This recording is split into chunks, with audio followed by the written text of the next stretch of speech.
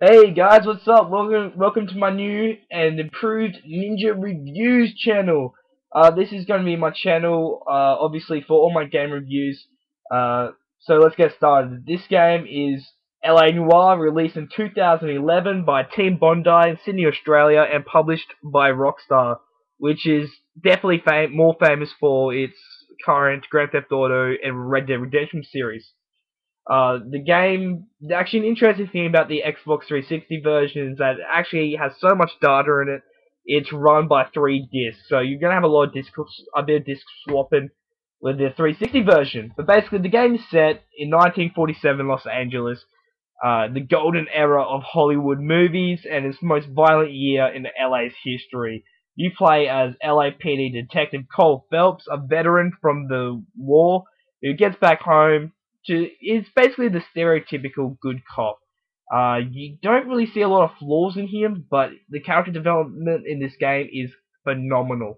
Because actually, as you progress through the game, this supposedly good cop with no flaws, you'll see that he's fighting with his inner demons, and things happen in the war that he's not proud of, but also, he definitely starts showing his flaws and his vices, and the things that can get to him.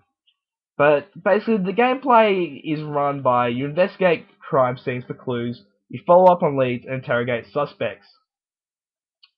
But it's very heavy. It's a little bit slow, but it's very heavy with looking for clues. That's what you're mainly doing: is looking for clues, following up on leads, interrogating suspects. But you'll also be doing a lot of driving around, although you can have your partner drive instead, which can make the game a very linear experience. Because even though it's an open world game, there's not a whole lot to do. Besides, there is some side missions you can take while you're just driving around, which can actually be a great break from if you're having a relatively boring experience from a case. It can be a great break, but basically it can get quite repetitive, the cases, because it's a constant. You look for clues, someone will run away, and you shoot them, or end up in a fist fight, or whatever. It tends to follow a very similar formula during each case.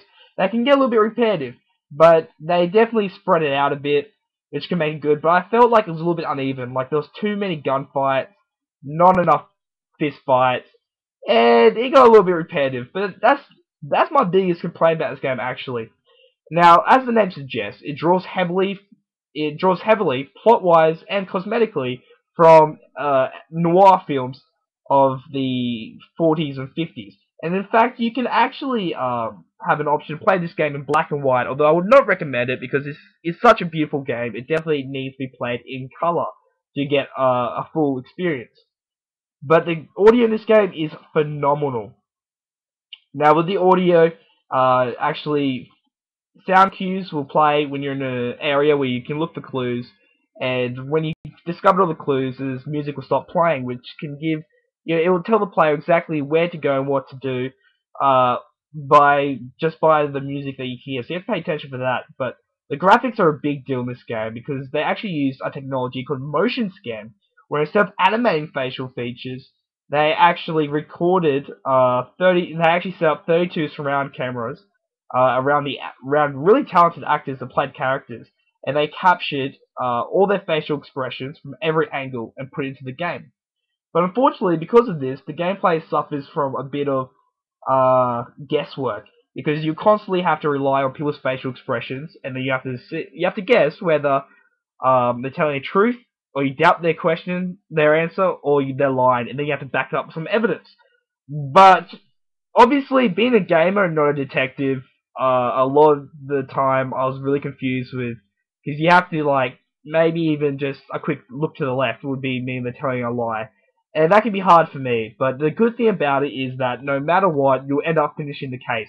You just get ranked at how good you go, but you're not going to fail the case due to lack of detective skills, which I think is great. Definitely a good idea on Team Bondi's view.